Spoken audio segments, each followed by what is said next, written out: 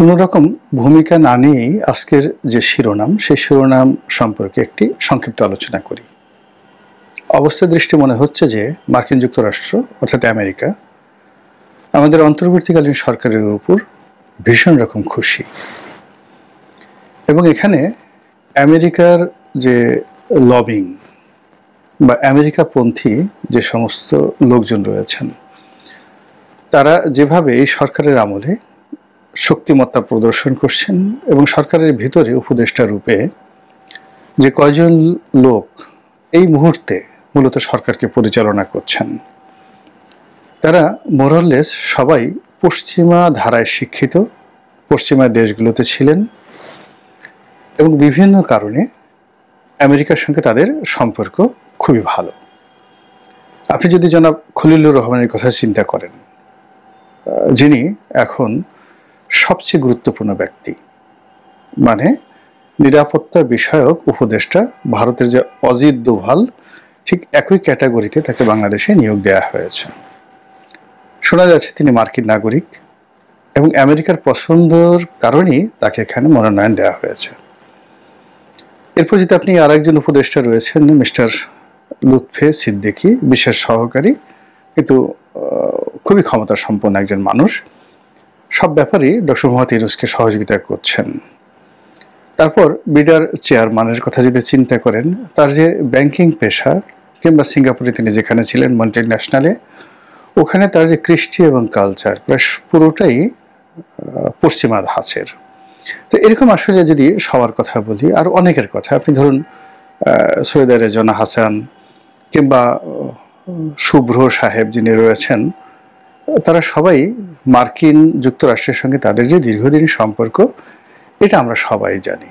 আর doctor Mohammad Yunus, মানে কি বলবো, আমেরিকার সঙ্গে তার যে বন্ধুত্ব, তার যে সম্পর্ক, বিশেষ করে বাইডেন প্রশাসনের সঙ্গে, এটা তো কেবল বাংলাদেশে নয়, সারা দুনিয়াতে মশহুর।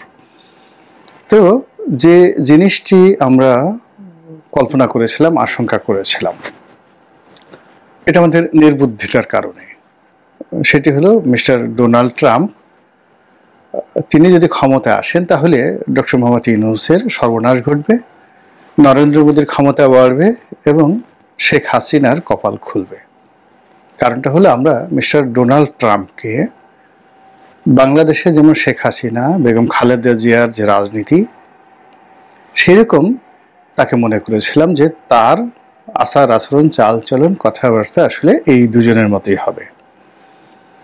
দ্বিতীয়ত, ওখানে যে ডেমোক্র্যাট এবং রিপাবলিকান যে দুটো পার্টি রয়েছে, তাদেরকে আমরা মনে করেছিলাম আওয়ামী লীগ, বিএনপি, জামাতের মতোই এরকম একটি রাজনৈতিক রেষারেষি তাদের মধ্যে রয়েছে।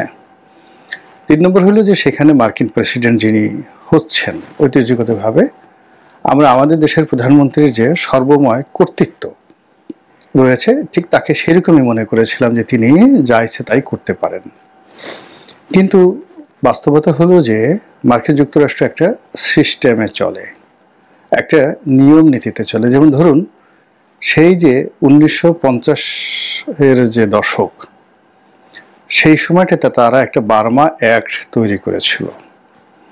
তাহলে এখন যদি 2025 ধরেন, 75 বছর হয়ে গেছে, কিন্তু সেই বার্মা অ্যাক্টটিকে বাস্তবায়ন করার জন্য তারা হয়তো আরও 75 বছর অপেক্ষা করবে, এবং তারা সুচিকে নোবেল পুরস্কার দেওয়া, তাকে রাষ্ট্র ক্ষমতায় বসানো, আবার সুচির পরাজয়, এত কিছুর পরেও তারা পিছে হটেনি। এরপর রোহিঙ্গা সমস্যার সৃষ্টি, আরাকান আর্মির সৃষ্টি, এরপর বাংলাদেশে রোহিঙ্গাদেরকে পুশ ইন করা, তারপর এখানে একটা রোহিঙ্গা ক্রাইসিস সৃষ্টি করা, সেখানে জাতিসংঘকে ইনভলভ করা, এবং এই ওসিলায় বাংলাদেশে একটা করিডর তৈরি করা, এই সবই আসলে বার্মা অ্যাক্টের অন্তর্ভুক্ত, যেটি তারা আজ থেকে 75 বছর আগে তৈরি করেছে।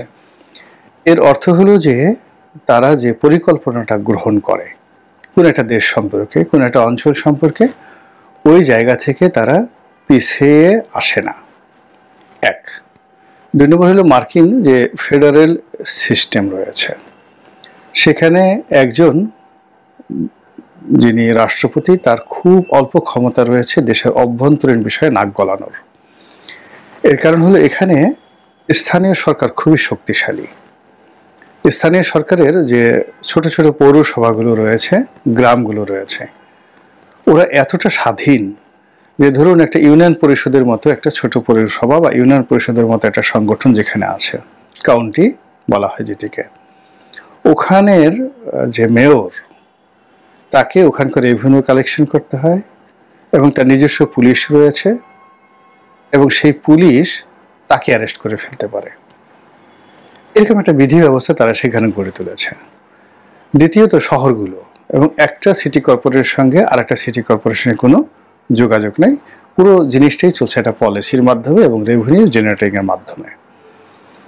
তো দেশের বড় বড় শহরগুলো, যেমন ধরুন শিকাগো, যেমন নিউ ইয়র্ক, এই শহরগুলোর যে মেয়র, তাদের যে ক্ষমতা ওই শহরে ডোনাল্ড ট্রাম্পের চেয়ে অনেক অনেক বেশি, শিকাগোতে এবং যাকে বলা হয় নিউ ইয়র্কে।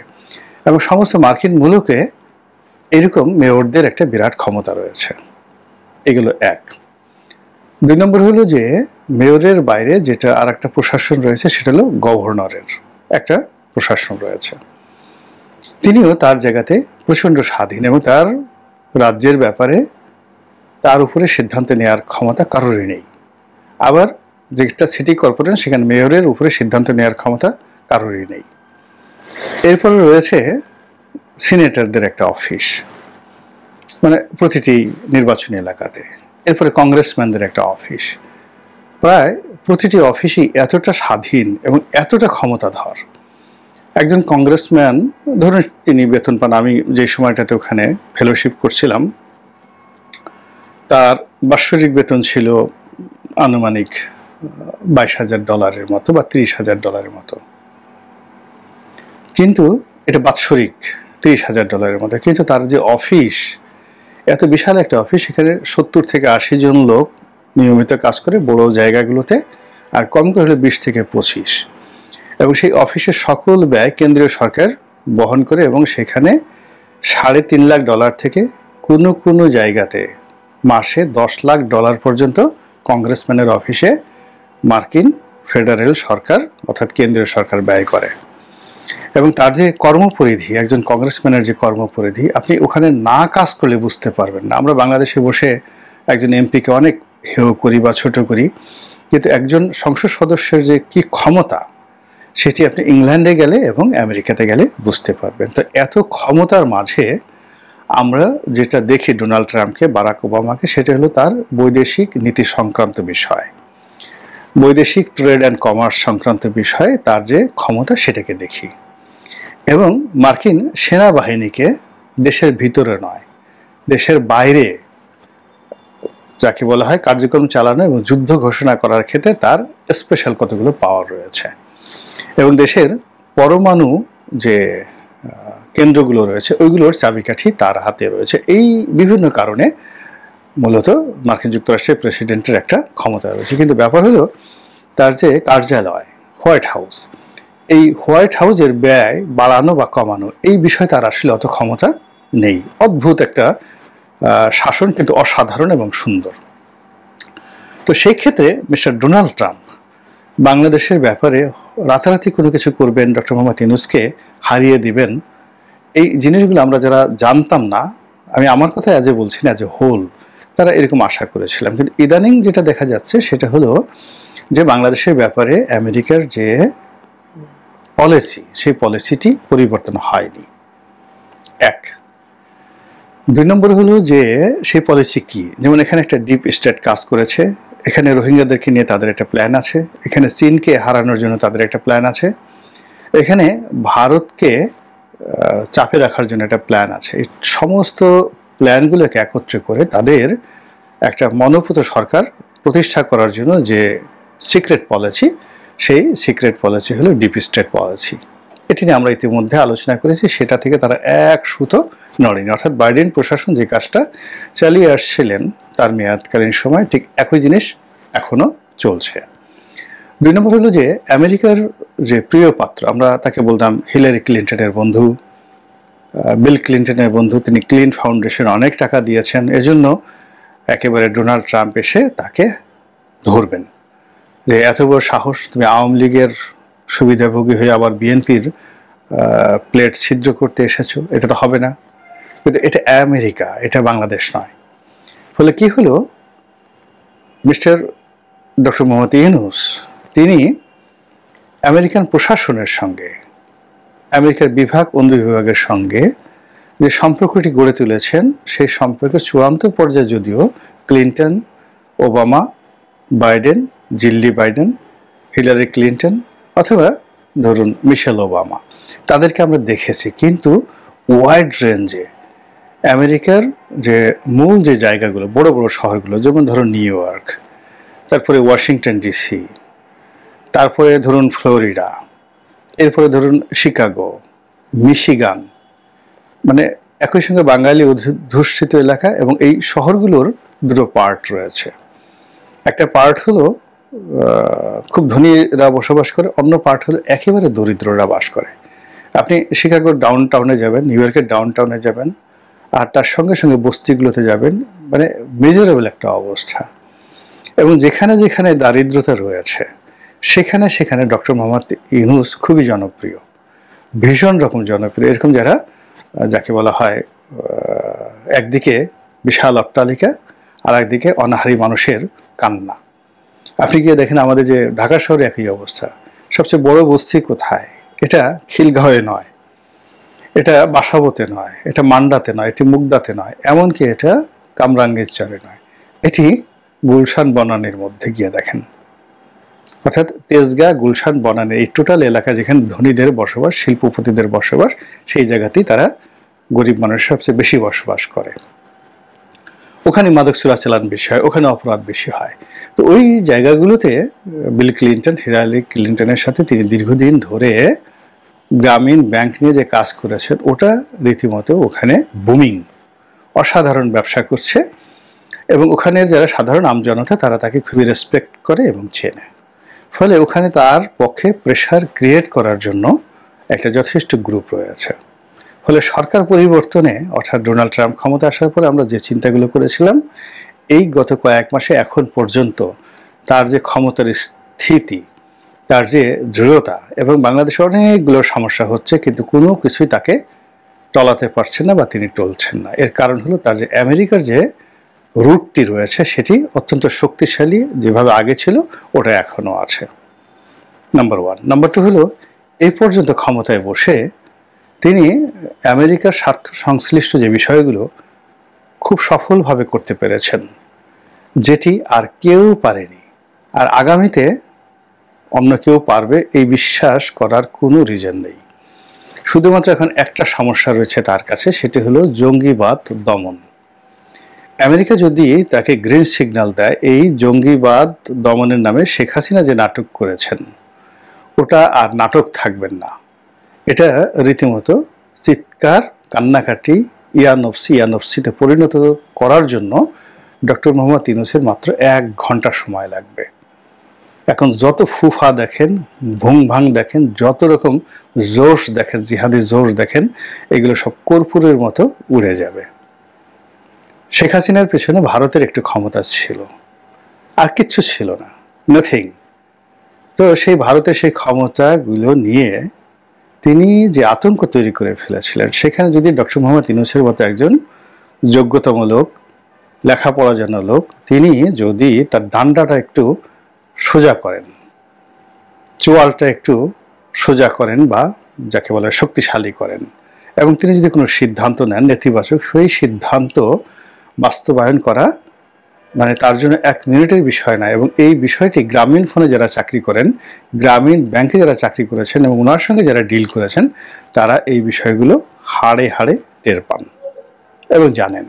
এবং তিনি বাংলাদেশে একেবারে নতুন না, তার দুটো ফেজ আছে। একটা ফেজ হলো তিনি তার অফিস চালান, ব্যবসা বাণিজ্য করেন, এরপরে তিনি তার প্রতিদ্বন্দ্বী যারা রয়েছেন সেই প্রতিদ্বন্দ্বীর সঙ্গে তার একটা আচরণ রয়েছে। তো তার সঙ্গে যারা শত্রুতা করেছে মিরপুরের বিভিন্ন এলাকাতে, গ্রামীণ ব্যাংক ভবন নিয়ে, আশেপাশে জায়গা জমি নিয়ে, তাদের জীবন এবং জীবিকা কোন অবস্থায় গিয়েছে, এটা একটু সাক্ষাৎকার নিয়ে মানে নিলেই আপনি বুঝতে পারবেন যে ডক্টর মোহাম্মদ ইউনূস আসলে কি করতে পারেন। তো সেই দিক থেকে এখন আমরা তাকে যতটা তুলতুলে ভাবছি, তুলো ভাবছি, আসলে তিনি তুলু নন, বরং তার দৃঢ়তা শেখ হাসিনার সাথে অনেক অনেক বেশি। তো সেই ক্ষেত্রে ইতিমধ্যে ধরুন মানবিক ত্রাণ সামগ্রী পৌঁছানোর জন্য, মানবিক সহযোগিতা পৌঁছানোর জন্য যে করিডোরের কথা উঠছে, এই বিষয়গুলো নিয়ে তো রাজনৈতিক সরকার আমলে আলোচনাই করা যেত না। এইগুলো এক। 2 নম্বর হলো এই যে সেন্ট মার্টিন নিয়ে যতটুকু করা হয়েছে, অর্থাৎ সেন্ট মার্টিনকে মূল ভূখণ্ডের সঙ্গে আলটিমেটলি অনেকটা কাট অফ করে দেওয়া হয়েছে। এখন সেখানে যেতে হলে অনুমতি লাগবে, নির্দিষ্ট হারে যেতে হবে। এই জিনিসটি শেখ হাসিনা মরে গেলেও পারতেন না, এবং বিএনপিও পারবে না। মানে ওই সেন্ট মার্টিনের ভাগ্যে কি আছে সেটা পরের ব্যাপার।